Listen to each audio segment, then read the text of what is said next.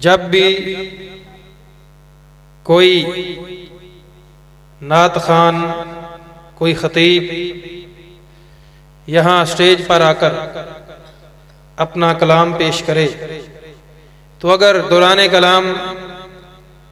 واقع نامدار پیغمبر بے مثال سرور دو جہاں رحمت عالم جناب محمد الرسول اللہ صلی اللہ علیہ وآلہ وسلم کا نام نامی اسم گرامی لے تو آپ سب بآواز بلند صلی اللہ علیہ وسلم کہیں گے۔ جب وہ کسی صحابی کا نام لے تو رضی اللہ تعالی عنہ، اور جب کسی صحابیہ کا نام لے تو رضی اللہ تعالی عنہا کہنا ہے، اور جب کسی اللہ کے ولی، کسی تابعی یا کسی بزرگ یا کسی بڑے فوت شدہ عالم کا نام اس کی زبان پر آئے تو سب نے کہنا ہے رحمت اللہ علیہ۔ تو اس طریقے سے جب قرآن مجید پڑھا جائے تو اس وقت آپ نے قرآن مجید کی محبت کے اندر سبحان اللہ کہنا ہے۔ اللہ پاک ہے، اس کا معنی ہے اللہ پاک ہے۔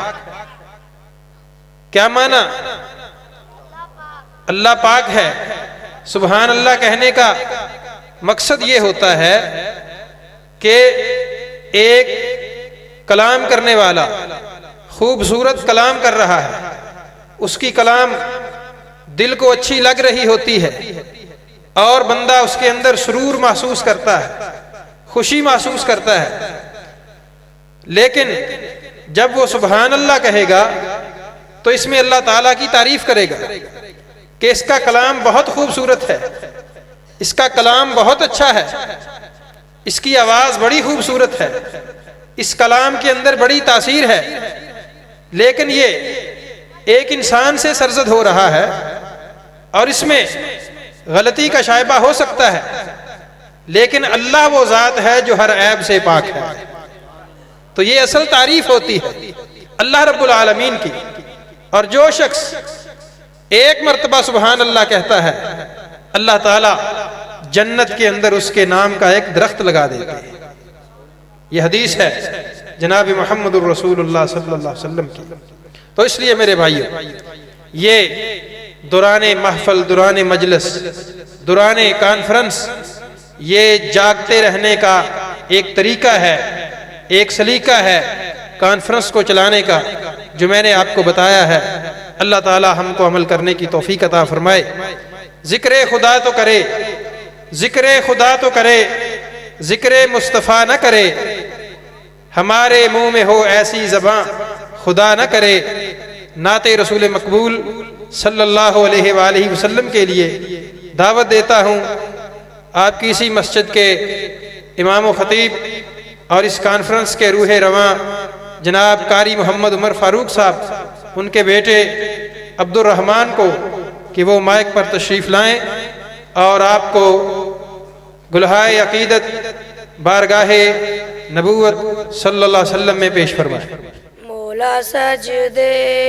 چ سر ہووے، تیری حمد و ثنا ہووے، میرے ہونٹاں تے ہر مشکل دے وچ تیرا ہی نام ہووے۔ مولا سجدے چ سر ہووے، تیری حمد و ثنا ہووے، تیرا در چھوڑ کے مولا کسی در تے نہ جاواں گا، تیرا در چھوڑ کے مولا کسی در تے نہ جاواں گا، مصیبت وچ نہ غیراں دے نہ در تے میں نہ جاواں گا، مدد منگا تیرے کولوں، مدد منگا تیرے کولوں، میری ایسی زباں ہووے مولا سجدے چ سر ہووے تیری حمد و ثنا ہووے نبی ہوواں ولی ہوواں سبھی تیرے سوالی نے نبی ہوواں ولی ہوواں سبھی تیرے سوالی نے میں ویکھے پیر بھی ایسے میں ویکھے پیر بھی ایسے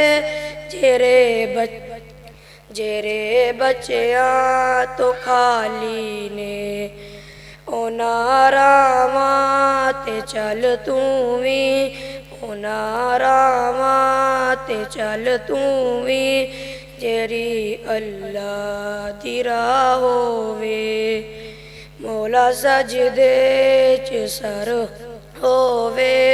تیری حمد و ثنا ہووے۔ اللہ تعالیٰ اس بچے کے عمر میں برکت نصیب فرمائے اور اس کو والدین کے لیے صدقہ جاریہ بنائے۔